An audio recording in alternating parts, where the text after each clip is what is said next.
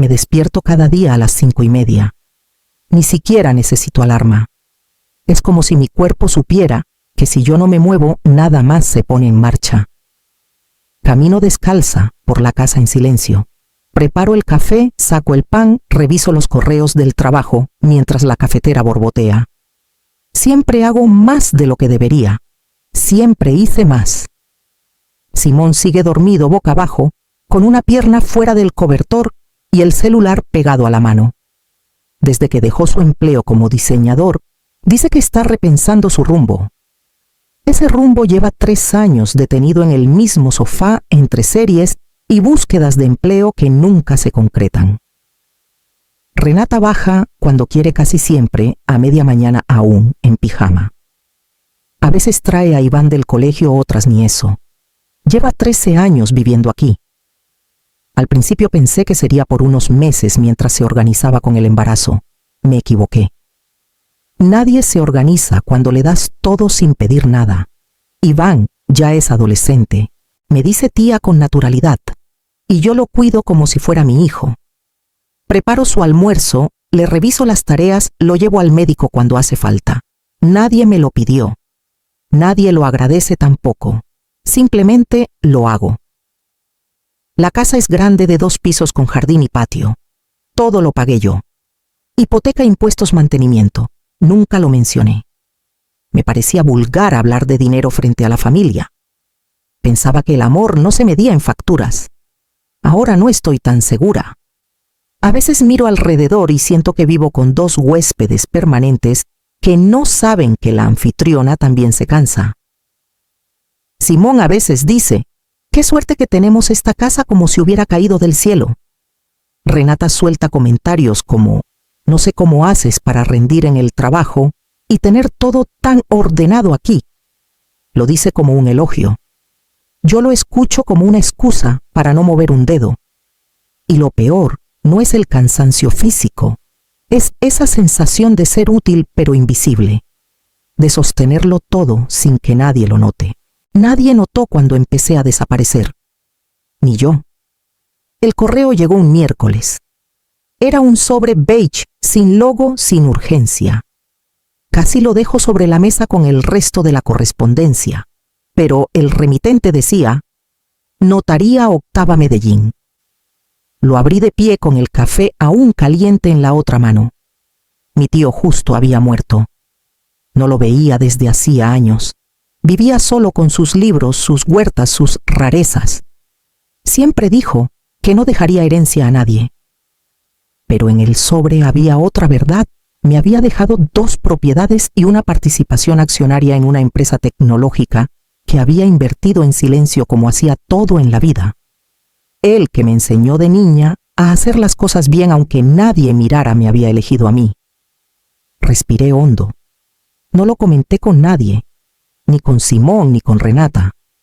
No porque fuera secreto, sino porque algo dentro de mí decía que esto era mío.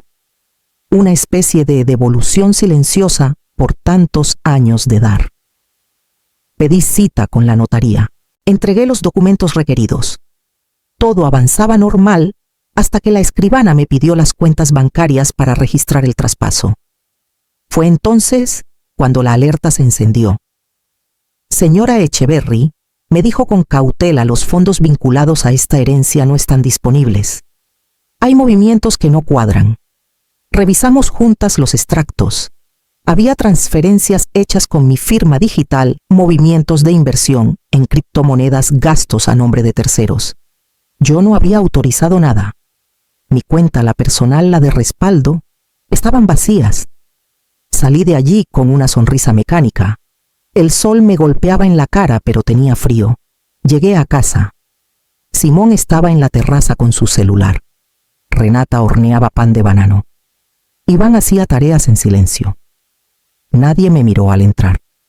Nadie preguntó cómo me había ido. Guardé el sobre en mi bolso, subí a mi habitación y cerré la puerta. No lloré. Solo abrí la laptop y empecé a buscar nombres de abogados especializados en fraude familiar. ¿Cómo puedo no tener nada si fui quien sostuvo todo? Esa semana empecé a mirar diferente. No con rabia, No aún. Más bien con una distancia extraña, como quien ve su propia casa desde afuera y no la reconoce del todo. Simón y Renata pasaban mucho tiempo juntos, demasiado. Iban al supermercado porque ella no sabe manejar, hacían trámites bancarios porque él entiende mejor, los formularios, salían a buscar materiales para un proyecto de repostería que nunca terminaba. Siempre había una excusa. Una tarde llegué más temprano de lo habitual.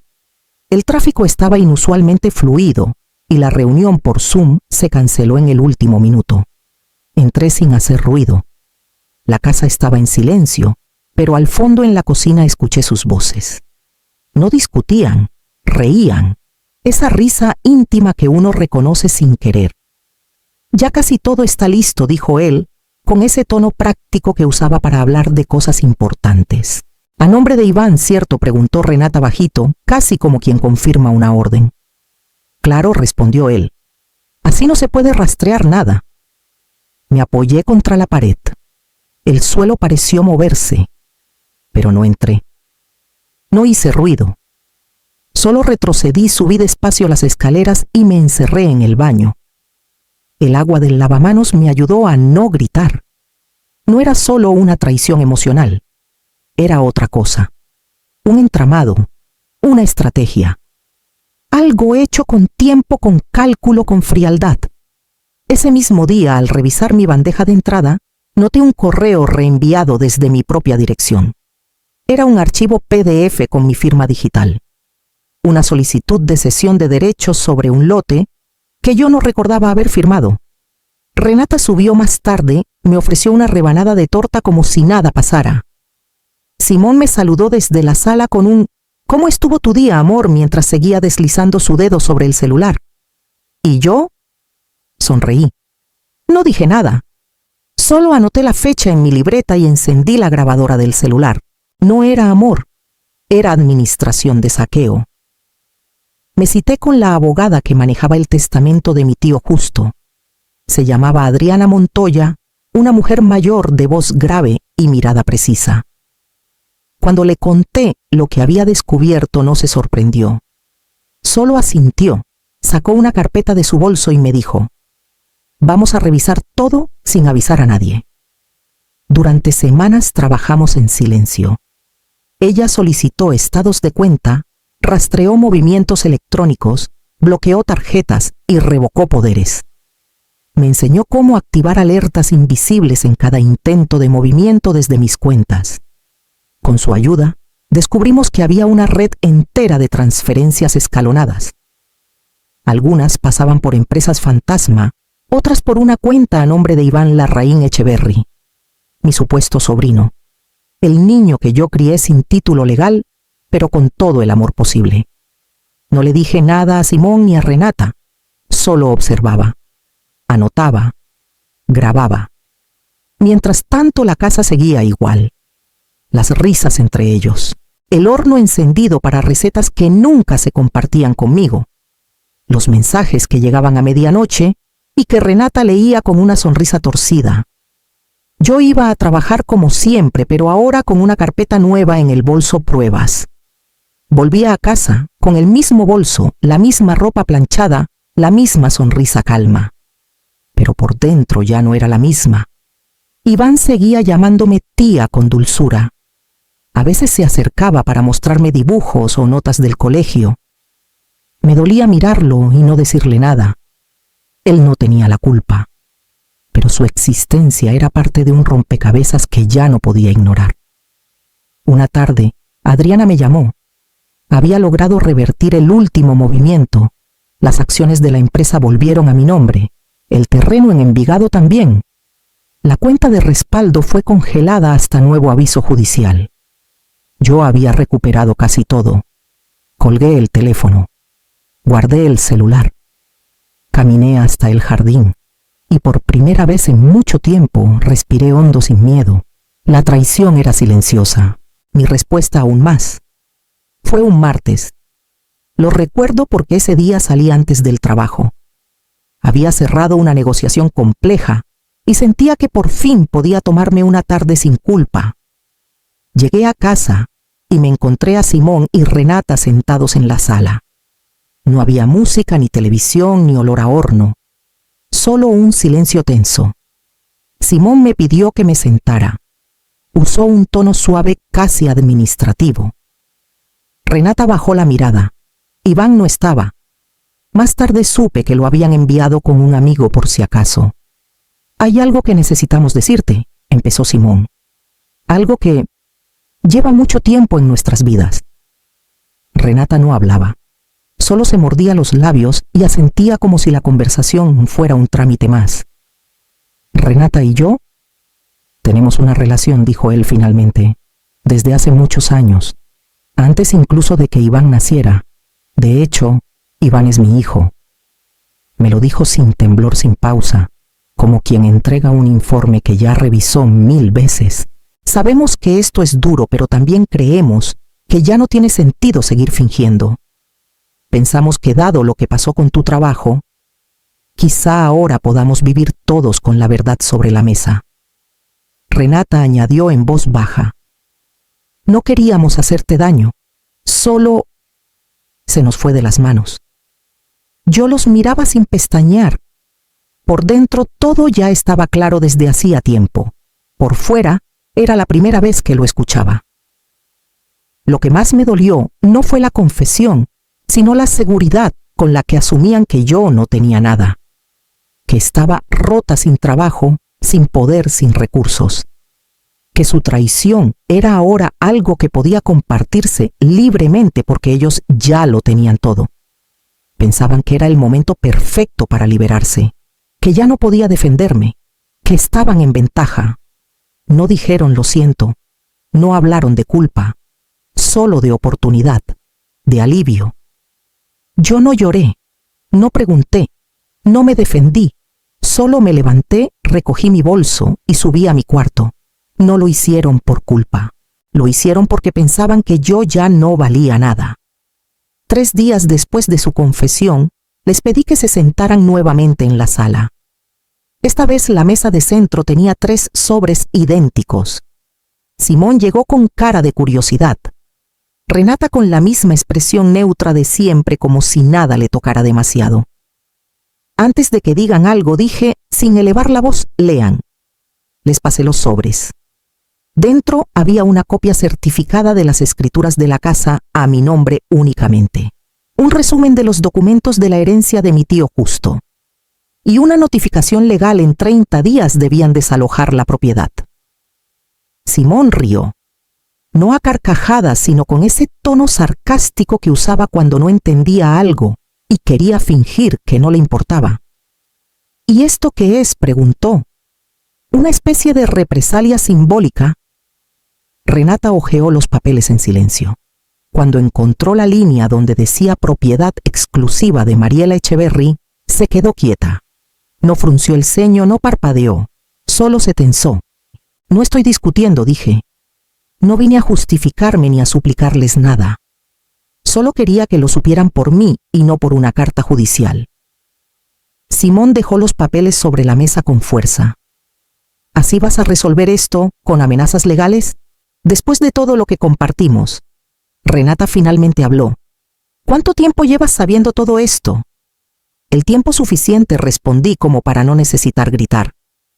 La notificación era clara: 30 días, sin negociación, sin excepciones, sin emociones de por medio. Simón empezó a caminar por la sala murmurando cosas que no entendí. Renata volvió a sentarse con las manos apretadas sobre las rodillas.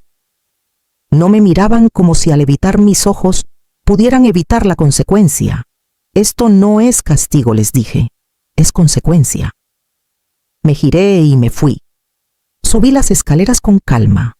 Cerré la puerta de mi habitación sin golpearla. No necesitaba dramatismo. Ya lo había tenido todo. La dignidad no se discute, se demuestra en silencio. El día 27. Simón llamó a la puerta de mi estudio. No dije nada, pero lo dejé pasar. Se quedó de pie frente a mí sin saber por dónde empezar. «Yo…», murmuró. «Yo no pensé que llegarías tan lejos». Lo miré sin responder. No porque no tuviera palabras, sino porque ya no me nacían para él. Todo esto fue un error, continuó. Renata fue un error. Una confusión larga sí, pero confusión al fin. Lo nuestro era real. Sus ojos se humedecieron. Extendió una mano buscando la mía. No por amor, por desesperación, por miedo a perder la comodidad. No tienes idea de cuánto me arrepiento, Mari. A ti sí te amé. A ti te necesito. Lo miré con frialdad, no de rabia sino de certeza. Ya no había espacio para dudas. Tarde, le dije sin moverme, muy tarde. En la puerta de pronto apareció Renata. Su cara desencajada, los ojos hinchados. Había escuchado todo. Error, dijo temblando. ¿Eso soy un error? Simón no respondió, ni la miró. 20 años, Simón. 20 años escondiéndonos, callando, mintiendo. ¿Y ahora? Soy un error. Iván apareció detrás de ella con su mochila lista. Renata lo tomó de la mano sin decir palabra, como quien entiende de golpe que no tiene nada más que esperar. Me equivoqué al creer en vos, dijo sin mirarme. Lo siento, Mariela, por todo, de verdad. Y se fue, sin gritar, sin dramatismo, solo arrastrando las maletas que quedaban, el orgullo roto y a su hijo del brazo. Simón quiso seguirla, pero se detuvo. Volvió hacia mí como si aún tuviera opción. Podemos arreglarlo, suplicó. Podemos empezar de nuevo. Intentó tomar mi mano. Yo la retiré lenta y firme. Di un paso atrás. No te dejé por traicionarme, le dije. Te dejé porque creíste que podías volver, después de borrarme. Y me fui, dejándolo en la entrada rodeado de papeles que no entendía sin nadie que lo escuchara. Por primera vez solo. No lo dejé por traicionarme, lo dejé por querer volver después de borrarme. El día después de que se fueron, abrí todas las ventanas. Dejé que el aire circulara sin filtros ni permiso. Caminé por cada rincón de la casa como quien explora un territorio recuperado. Toqué las paredes, aspiré el olor de la madera, abrí los closets vacíos por fin. Esa misma semana contraté a una cuadrilla para pintar. Elijo un verde suave para el comedor, lavanda para mi habitación. Tiré las cortinas grises que había puesto Renata, doné los muebles que eligió Simón por ser más funcionales.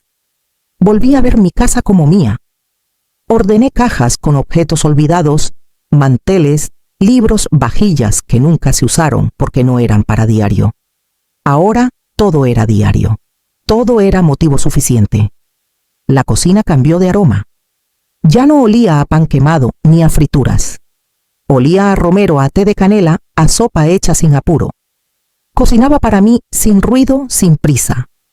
Nadie se quejaba. Nadie preguntaba. Volví a leer antes de dormir. Retomé yoga los martes y jueves.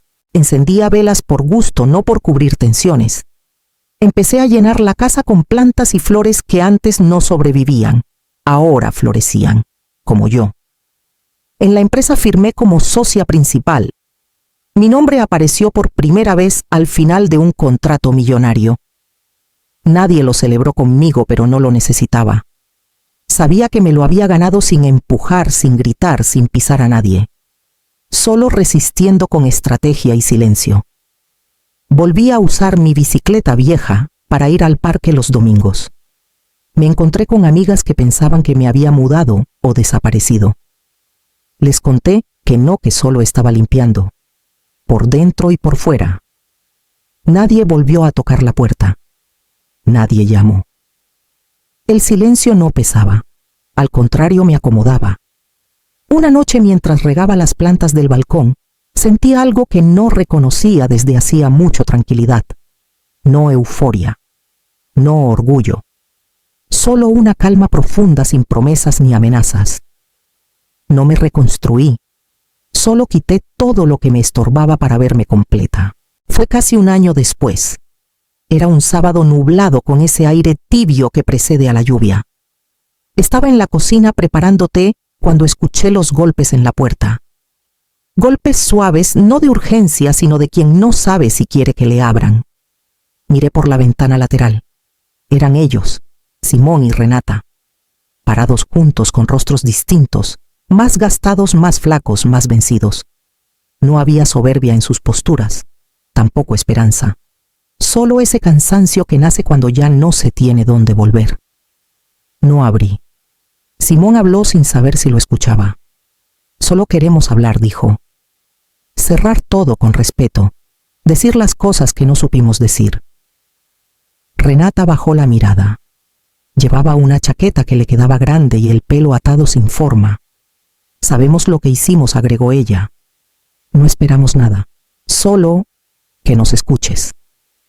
Yo me quedé donde estaba, no por orgullo, no por rencor, sino porque ya no había nada que responder. Los observé desde el otro lado del cristal, en silencio. Vi sus manos temblar, sus pies inquietos. Vi cómo Simón miraba al suelo, luego al cielo, luego al suelo otra vez. Renata dio un paso hacia la puerta. Simón la detuvo con un gesto leve. Parecía entender que no iba a cambiar nada. No queremos molestar, murmuró él. Solo... gracias. Por todo. Y perdón. Se quedaron allí unos segundos más.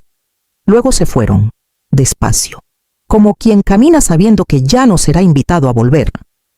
Cuando el silencio volvió a llenar la casa, serví mi té, lo llevé al jardín y me senté bajo el árbol que planté años atrás.